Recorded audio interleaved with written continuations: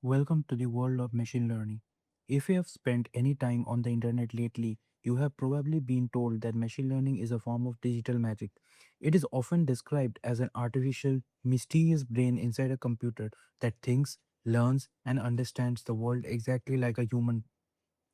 But let's be totally honest, it's not magic. It doesn't think, and it is definitely not a human brain. At its absolute core, machine learning is just a collection of clever mathematical formulas and statistical algorithms.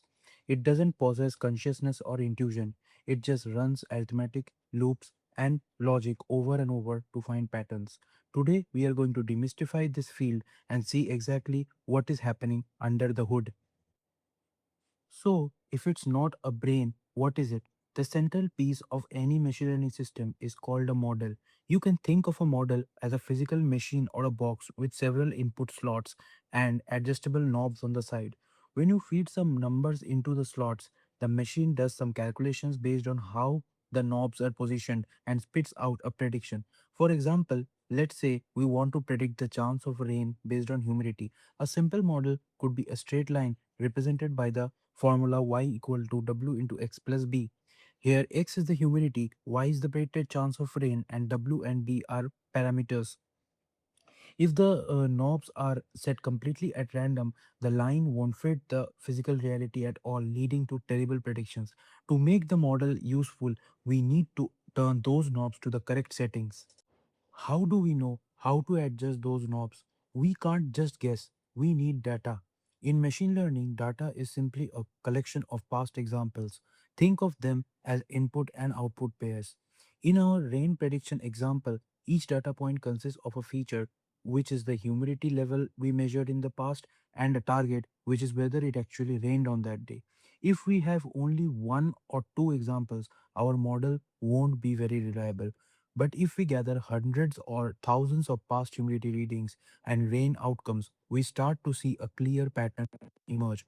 We can plot these examples as points on a graph, forming a dataset that our model will use to learn the relationship. Before we can adjust the knobs, we need a way to measure how wrong our model's current predictions are. This is the job of the loss function. The loss function is a math formula that compares the model prediction with the actual truth from our dataset. For each example, it calculates the distance between the prediction and the target, squares it sure the error is always positive, and averages them across the whole dataset. If the model makes a terrible prediction, the loss is high. If the model makes a perfect prediction, the loss is zero. The loss value acts as a single clear score of how bad our model is. Our goal is to make this score as close to zero as possible. So, how do we systematically lower the loss? We use an algorithm called gradient descent. Imagine the loss function as a hilly, mountainous landscape where the height of the hill represents the size of the loss. The model is like a hiker standing on a dark slope, trying to find the lowest valley where the loss is zero. Since the hiker can't see the whole landscape, they look at the ground beneath their feet, calculate which way out is downhill, and take a step in that direction. Mathematically, the direction of steepest ascent is the gradient. We step in the opposite direction, the negative gradient. We also use a factor called the learning rate, which controls the step size.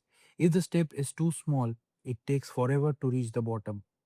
If it's too large, the hiker might overshoot the valley entirely. The key is to take smooth, balanced steps. This process of taking steps, calculating the error, and adjusting the knobs is what we call training. We repeat this loop hundreds, thousands, or even millions of times. With each iteration, the hiker takes another step downhill, the loss function value drops, and the prediction line on our graph rotates and shifts to align itself perfectly with the data points.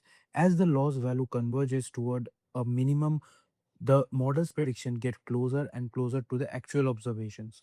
Once the loss stops decreasing, we stop training and our model is ready to make predictions on new data it has never seen before. And that is the grand secret of machine learning. There is no magic spell, no conscious digital mind, and no secret brain. It is simply a model with parameters, a dataset of examples, a loss function to measure error, and gradient descent to automatically optimize the knobs. Machine learning is just math that learns from examples. Once you understand these core components, you understand the foundation of all modern AI. Thanks for watching and see you in the next episode where we will apply this to deep neural networks.